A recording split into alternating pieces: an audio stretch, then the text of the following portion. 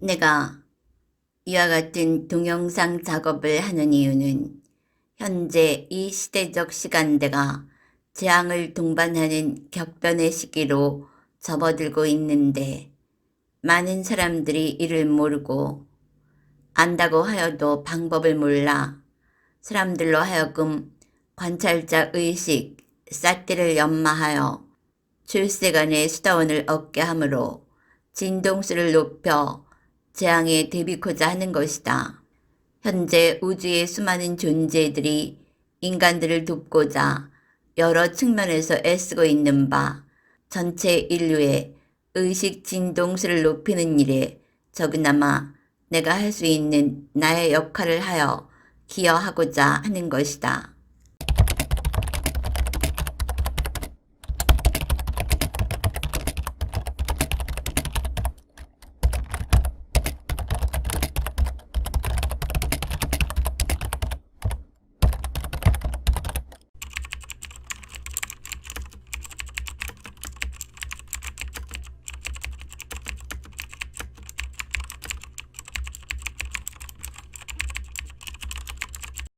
그리고 그 다음에는 이제 루이사라는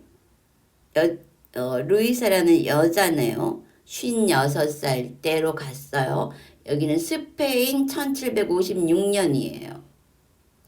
여기서도 마찬가지로 내가 병이 들었어요. 열이 나고 식은땀을 흘려요. 병든 사람이 많아요. 죽어가고 있어요. 의사들은 그게 물 때문이라는 걸 몰라요. 머리가 아파요. 열이 있어서 눈하고 머리가 아파요. 물 때문이에요. 사람들이 죽어가요. 그러니까 뭐야. 그냥 살다가 죽어요. 어? 그리고 항상 그 죽음의 충격을 그 죽을 때 그 공포심을 가지고 죽지, 고통을 가지고 죽는다는 말이에요. 그리고 다음, 상담에서 다시 아까 그 첫 번째로 얘기했던 그 아론다의 생으로 다시 갔는데 왕궁의 하녀네요. 이때는 왕궁의 하녀였어요. 시신을 염하는 직업이었고 또 캐서린은 다른 시대로 건너갔다. 그리고 이제 아빠가 왔는데 아빠가 나를 꼭 껴안아줘요. 그런데 이 사람은 에드워드예요. 그 에드워드가 누구냐 하면은 이 정신과 의사와 같은 병원에 있는 소아과 의사예요. 이 소아과 의사 에드워드가 이 캐서린에게 꼭 이 정신과 의사에게 가보라고 추천을 한 그 사람이죠. 근데 이 사람이 어느 전생에서 이 캐서린의 아버지였던 거죠. 그러니까 여기서 보면 시간과 그 상황이라는 거는 그냥 무대 배경만 달라지는 거죠. 자, 여기서 또 죽어요. 그러니까 살다 죽고 그래. 전 이제 늙어서 기력을 잃었어요. 딸이 침대 곁에 와 있어요. 남편은 벌써 죽었어요. 사위도 와 있고 외손주들도 있어요. 주위에 사람들이 많아요. 이번에는 평화로운 죽음이었다. 캐서린은 떠다니고 있었다. 아, 이거 이제 죽고 난 다음에 얘기는 나중에 하고 우리 쌍카라를 먼저 살펴보자고요. 그러니까 죽었어. 살다가 늙어서 죽었어. 그리고 딸도 있고 남편도 있고 사위도 있고 먼저 두 번은 그 사고로 죽었잖아요. 그 홍수로 죽고 물 때문에 역병이 들어서 죽고 이랬는데 요번 생에는 제대로 이제 가족들 옆에서 죽네요. 그래도 그냥 죽는 거야.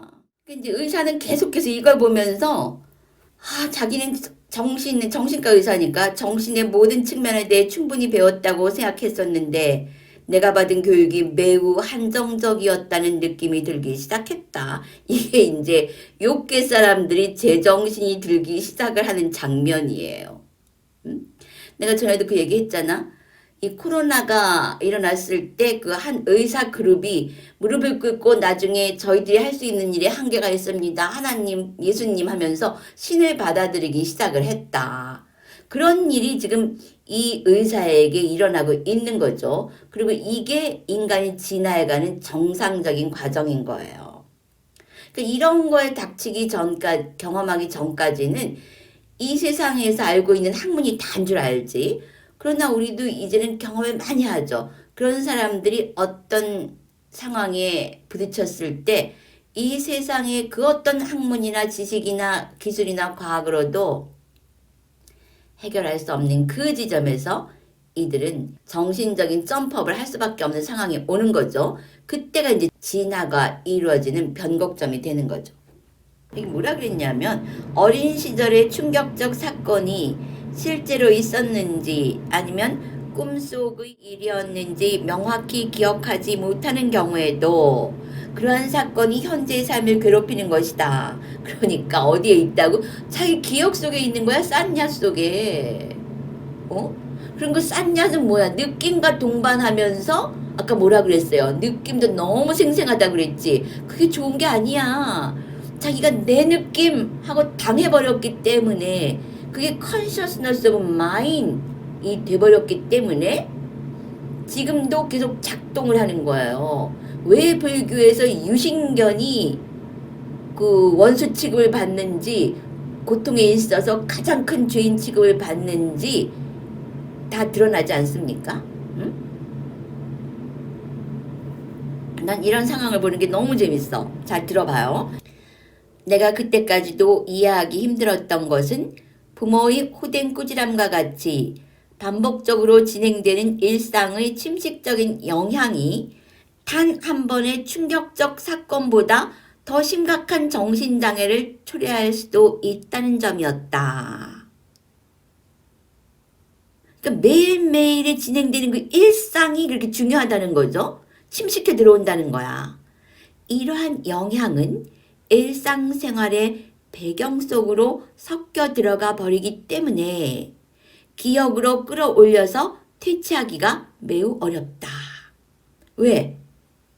그게 일상이기 때문에 그거하고 나하고 하나가 돼버리는 거야.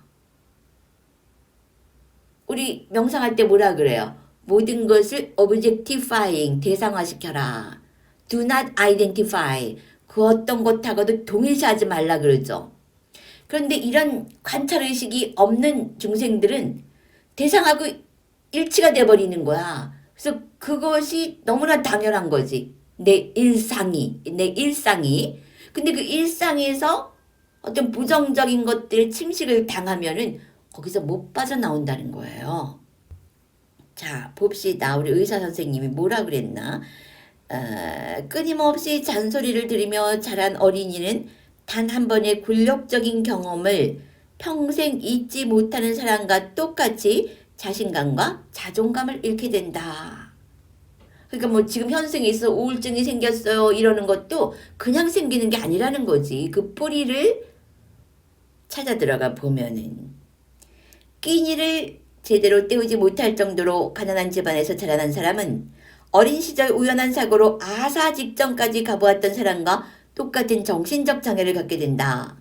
나는 한 번의 충격적 사건뿐만 아니라 일상적으로 진행되는 부정적인 영향의 축적 또한 찾아내서 분석해야 한다는 것을 알게 되었다. 여기 무슨 말이 나와요? 축적이란 말이 나오죠. 쌍카라는 축적물이란 말이야. 근데 이 사람이 뭐라 했어? 분석해야 한다. 분석하면 어떻게 돼? 아무것도 없어. 부처님께서 하신 일이 모든 걸 분석한 거예요. 그래서 objectifying 하라 그랬잖아. 모든 걸 대상화하라. 동일시하지 말아라. 그러니까 우리가 지금 멍청하게 하루하루 보내잖아. 먹고 자고 싸고 하면서. 그게 삶인 줄 알고. 그런데 그러한 것들이 일상생활의 배경 속으로 섞여들면서 나가 되는 거야. 나 이퀄 그것이 되는 거예요. 근데 나하고 동일시하지 말라 그랬잖아. 빠져나오려면. 근데 그것이 없는 삶이 계속 되는 거지. 그럼 어떻게 되는가 한번 보라고. 그러니까 의사도 이제 이들을 치료하려고 보니까 이 해결 쪽으로 가다 보니까 분석이다 하는 해답에 도달하게 되는 거죠. 그렇게 해서 아까도 뭐라 그랬어? 물에 빠진 그 기억 속에서 숨이 막혀서 숨을 못 쉴 때 여기는 지금 물 속이 아니라 물 바깥입니다. 이제 편안합니다. 그 말을 듣고 정상적인 호흡이 돌아왔다고 하죠.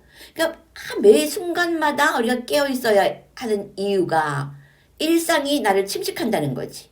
그렇기 때문에 매 순간마다 싹기를 가지고 있으면은 바로 정신과 의사가 해주는 이 역할을 한다는 거예요. 그리고 바로 이렇게 축적된 쌍카라를 없애기 위해서 사리푸타 스님이 아나타 핀디카에게 해준 거지. 봄이면 봄. 내가 그 홍수가 밀려와요. 내가 아파요. 내 아이가 물에 빠졌어요. 이게 아니란 말이야. 듣고 있음, 보고 있음, 끝. 그러면 쌍카라가, 쌍냐가 축적이 안 돼요. 축적이. 응? 얼마나 멋진가. 그래서 이렇게 침몰되기 전에 붓다의 가르침은 그냥 직통으로 가는 거지. 직통으로. 내가 먼저 시간에 다른 곳에도 깨달음이 있기는 있더라 이랬죠. 그랬는데 아무리 찾아봐도 이 윗바사나만큼 직통으로 가는 게 없어요. 그리고 최면 같은 거 가려면은 그 무의식 속으로 깊이 들어가야 돼. 그 우리나라에도 그거 한 사람이 있는데 그 녹음한 거 나오는 거 들어보면은 난 괴로워서 못 듣겠어. 그 깊이 파묻혀 있던 그 고통이 이제 밖으로 불거져 나오면서 그 고통의 파동이 쫙 퍼져 나오는데 나는 너무 괴로워서 그 목소리를 듣기가 힘들더라고요. 그리고 여러분이 무의식을 찾아갈 수가 없잖아. 특정한 그런 상황이 아니면은. 그리고 무의식까지 갈 필요도 없어. 그리고 뭐 잠자면서 유체 이탈할 필요도 없고 지금 의식, 내가 할 수 있는 가장 쉬운 거 눈으로 듣고 눈으로 보고 귀로 듣고 이거 얼마나 손쉬워요. 쉽잖아. 그냥 내가 지금 탐심을 일으켰나 보고 내가 지금 이 화를 내고 있나 봐서 그 화를 관찰하고 소리를 듣고 있으면 소리를 관찰 얼마나 쉬워. 그랬을 때 이 정신과 의사가 해주는 그 역할을 사띠가 다 한다는 거예요. 지금 부처님 안 계시고 사리푸타 스님 안 계시잖아. 그 역할을 사띠가 한다는 거죠. 그 역할을 사띠가 해준다는 거야. 왜? 그들이 유산으로 남겨준 것이잖아. 붓다와 스승들이. 자, 그러면서 뭐라 그랬어? 기억을 쏟아내기 시작했다. 그런데 담배가게 성장가 누군가가 이런 얘기를 했어요. 사람들이 와가지고 이 사람들한테 물어보는 거야. 당신은 전생이 누구였습니까? 무엇이었습니까? 이랬을 때 이 사람은 굉장히 난처한 표정을 지어요. 나는 지금 여기 있는데요. 난 전생이 없는데요. 얼마나 확실하냔 말이지. 왜 나한테 전생을 물어봐요? 난 그냥 여기 있을 뿐이에요. 그 사람들한테는 이 쏟아낼 기억이 없는 거야. 그냥 이 순간 살고 끝, 이 순간 살고 끝. 그게 아라한의 경지인 것이죠. 그래서 그들에게는 축적된 쌍카라가 없어. 그래서 고통이 없는 거예요. 이게 오취온이 아니라 오온이 되는 과정이지. 취가 떨어져 나가는 거야. 근데 이 사람 봐봐. 이 취라는 게 바리. 응? 여기서 86개의 생을 자기가 인간으로 태어났다고 하는데 그 기억이 다 내 기억으로 들어가 있는 거고 물속에 빠질 때 지금도 물속에서 허덕거리고 그때 그 냄새, 바람소리, 물결소리 다 쌩쌩하다 그러잖아. 그게 쌍카라라고 하는 거예요. 그 취하고 있기 때문에 작동을 하는 거지. 근데 이걸 보는 순간 와 이거 쌍카라의 황금어장이다. 그래가지고 요때 남자였잖아. 근데 이제 참 쌈박질을 또 하는 거야. 근데 남자로 태어나면은 싸움을 피할 수가 없는 것 같아. 그래서 우리 편이 사람들을 죽이고 있는데 저는 안 그래요. 사람을 죽이기 싫어요. 제가 칼을 쥐고 있어요. 갑자기 캐서린이 목이 눌린 것처럼 숨을 제대로 쉬지 못하고 고로록거렸다. 적의 팔이 뒤에서 목을 감쌌고 칼이 캐서린의 목을 그었다고 했다. 그러니까 또 이 생에서는 칼에 찔려 죽었네. 이번 생에서는 칼에 찔려 죽었어. 그런데 여기 굉장히 재미있는 현상이 있어요. 이 사람을 죽인 남자가 누구냐 하면은 스튜어트라는 남자예요. 여기에서 요한이라는 이름으로 살았었는데 21살에 죽은 거고 누군가가 그 사람의 목을 칼로 그었어요. 그러니까 죽을 때도 또 얼마나 고통스러웠겠어. 그렇게 살다 죽는 거야. 인생이라는 게. 남자였다가 여자였다가. 근데 재밌는 게 뭐냐면 이 스튜어트라는 남자가 여기서 이제 이름이 스튜어트가 안 나오지. 지금 알고 있는 스튜어트라는 남자가 이 남자였다는 거예요. 근데 이 스튜어트가 누구냐 하면은 현생에서 이 여자하고 연애하고 있는 연인 관계의 남자예요. 그게 나 깜짝 놀란 게 이 스튜어트가 이 사람을 죽인 사람인데 남자였을 때 서로 남자였잖아. 근데 현생에서는 연인 관계가 된 거예요. 그런데도 여전히 이렇게 평화로운 연인 관계는 아니지만 인연이 끊어지질 않는 거야. 그래서 내가 누군가를 죽이면은 그 죽임을 당한 사람하고 죽인 사람하고도 계속 연결이 되는구나. 근데 현생에서 캐서린이 이 자기를 죽였던 전생에 자기를 죽였던 이 스튜어트를 미워하지 않아요. 오히려 끌려가는 입장인 거야. 그러니까 이걸 보면은 기가 막혀요. 에드가 케이시나 다른 데 보면은 여러 사람의 전생이 나오기는 해요. 근데 이렇게 한 사람의 전생이 계속 나오는 경우는 드물어요. 내가 이제 이런 경우를 2번을 보거든. 근데 첫 번째도 어느 사람의 전생인가가 계속 나온 적이 있었어요. 뭐 왕이었다가 시종이었다가 뭐 장사꾼이었다가 사업가였다가 내가 그걸 쭉 보면서 피식 웃음이 나오더라고. 응? 아무것도 아니구나. 그냥 무대로구나.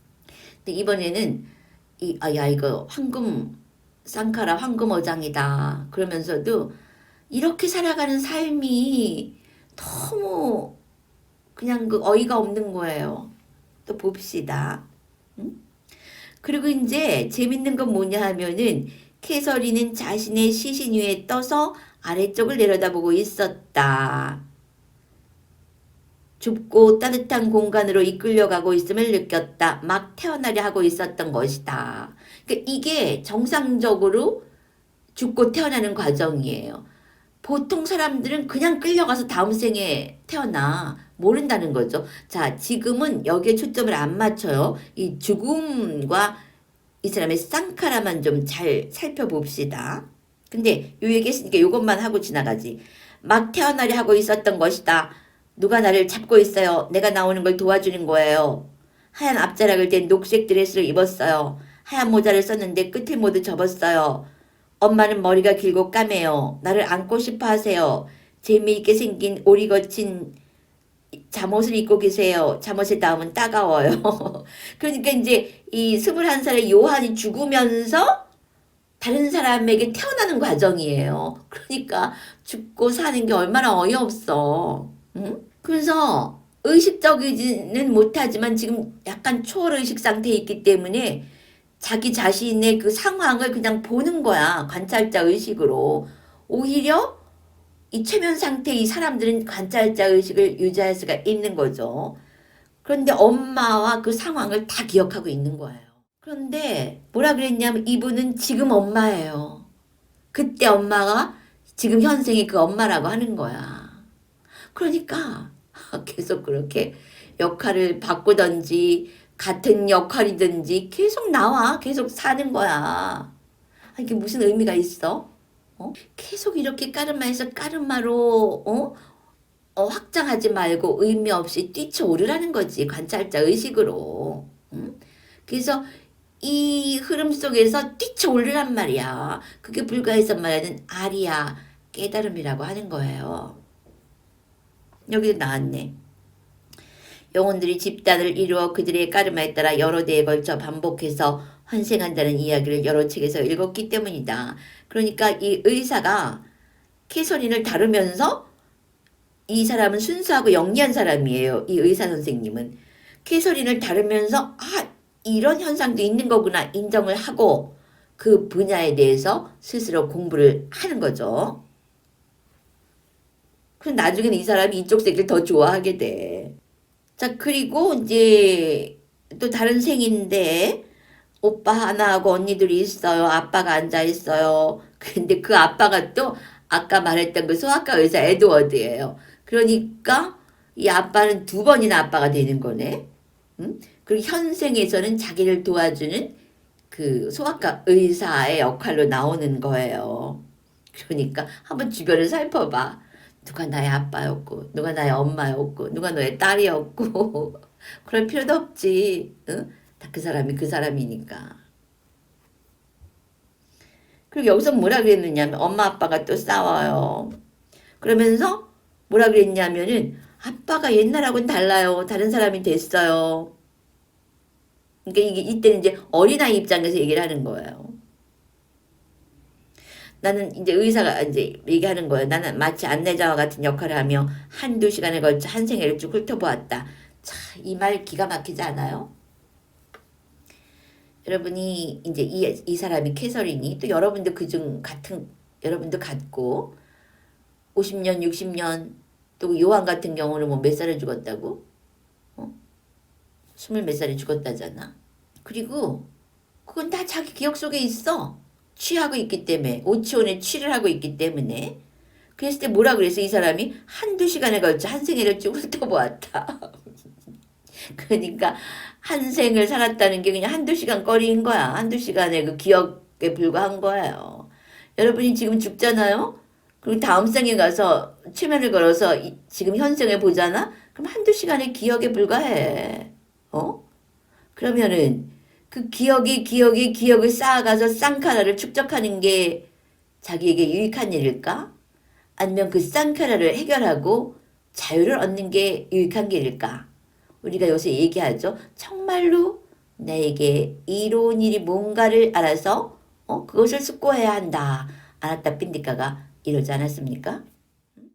그 다음에 이제 다른 생으로 또 들어갔나 보죠? 어디 보자. 요한 다음에 그리고 또 어느 생이 왔어요. 우리는 바다에서 먼 무태에 살아요. 우린 아들들이 있어요. 갑자기 캐서린이 머리에 통증을 느꼈고 왼쪽 관자놀이 부근을 감싸지면서 고통스러워했다. 자신이 돌계단에서 굴러떨어졌고 결국 회복되었다고 했다. 그러니까 뭐야? 지금은 머릿속에 있는데도 지금 그 생각을 하면 자기는 또 그때 똑같은 고통을 느끼는 거예요. 왜? Consciousness of mind. 내가 아프다. 내가 살았다. 이것 때문에. 여러분 취가 뭔지 알겠어요? 쌍카라가 뭔지 알겠어요? 응? 만약 취하지 않았으면은 그냥 영화 보듯이 볼 수 있는 거야. 붓다가 그 대각을 얻기 전에 그 깨달음을 얻는 그날 밤 초경에 모든 전생을 보았죠. 붓다가 깨달음을 얻으신 그날 밤 초경에 숙명통을 얻지 않으셨습니까? 그래 그 붓다도 이렇게 말씀을 하세요. 내가 어느 생에는 이름이 뭐였고 무엇을 잘 먹었고 주변 사람들은 다 얘기합니다. 근데 붓다는 취가 없어. 기록만 있는 거예요. 그래서 이 사람 물속에 빠지면 막 또 괴로워하잖아. 그거 뭐 느낌이잖아. 감각이고 기억이고. 근데 붓다의 그 숙명통을 이야기할 때는 그런 게 없는 거야. 내가 있었고 만약에 거기서 죽었으면 죽었고 다쳤어. 그것뿐이야. 기록자가 된 거지. 거기에 감정, 취가 없는 거야. 취가. 뭐가 다른지 알겠죠? 그러니까 이 사람은 그때도 괴로웠는데 지금도 괴로운 거야. 그리고 괴로움의 무게가 현생까지 쫓아와 있어요. 그렇기 때문에 공황장애 같은 것이 일어나고 불안, 공포증 이런 것이 일어난단 말이죠. 그리고 죽었어 또. 캐서린은 늙어서 가족들이 지켜보는 가운데 침대에 누워 숨을 거두었다. 또 죽었어요. 그리고 죽은 뒤에 몸을 떠다니는 상태가 되었는데 이번에는 당하거나 혼란스러워하지 않았다. 밝은 빛이 느껴져요. 굉장해요. 이 빛에서 에너지를 얻는 거예요. 캐서린은 생애와 생애의 중간에서 쉬고 있었다. 이 얘기는 좀 나중에 하고. 그러면서 이런 과정 속에서 이 의사는 뭐라 그러느냐 하면 내가 지금까지 읽어온 것들 그토록 조심스럽게 따지고 끊임없이 회의하며 읽어온 모든 책이 휴지 조각이 되어버렸다. 그러니까 그러니까 이 욕계 차원의 다섯 감각 기관에서 조금만 한 단계만 올라서도 관찰자 의식으로만 보아도 이 욕계에서의 그 모든 지식이나 과학이나 능력 이런 것들은 휴지 조각이 되어버렸다. 아무 역할을 못하는 거예요. 딱 그 테두리 내에서만 역할을 할 수 있는 거지. 요 말을 레스터 레븐슨도 했어요. 레스터 레븐슨이 40대 중반에 성공한 사업가였거든. 그랬는데 병원에서 온갖 병의 종합병원의 시한부 판단을 받고 혼자서 행복이 무엇이고 죽음이 무엇인지 참고에 들어가기 시작을 했잖아요. 그랬을 때 장학금까지 받을 수 있을 정도로 영리한 학생이었던 자신이 가지고 있는 그 어떤 지식으로도 그 순간에 절망이나 고통을 해결할 수 없었더라는 거죠. 근데 관찰에 의해서 원인 결과일 뿐이었구나 아는 순간 병이 싹 사라졌다는 거지. 응? 근데 이 의사도 이제 그런 초입에 들어선 거예요. 모든 책이 휴지 조각이 되어버렸다. 근데 이제 이 욕계의 육체를 가진 사람들은 내가 뭐뭐한 사람이야. 이 consciousness of mind 이 쌍카라를 가지고 있는 거야. 내가 뭐뭐이다를 가지고 있는 거야. 근데 이런 거는 그들에게 고통을 줍니다. 왜? 모든 건 계속 변화하거든. 이 지구는 이런 것이고 삶이란 이런 것이야. 뭐뭐이다 라고 하는 것은 전부 쌍카라인 거야. 왜? 모든 건 계속 변하거든. 그랬을 때 어느 순간에 그 영역을 벗어나면 그 모든 것은 휴지 조각이 되어서 무용지물이 된다고 하는 것이죠. 어떤 우주 전체의 흐름, 여기서 이제 신의 뜻이라 그랬고 우리 같은 경우 이제 다르마라 그러죠. 어떤 흐름이 이치를 파악하고 그 흐름을 탈 때야 비로소 우리는 고통에서 벗어날 수 있다고 하는 거죠. 알립니다. 법계에서 알립니다. 육계 시민 여러분, 신속히 육계를 탈출하여 법계로 넘어오십시오.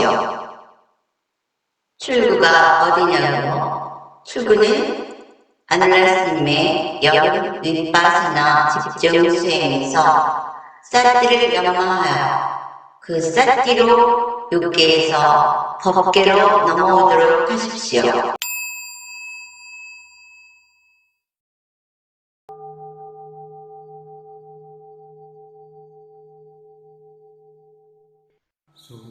Supatipanno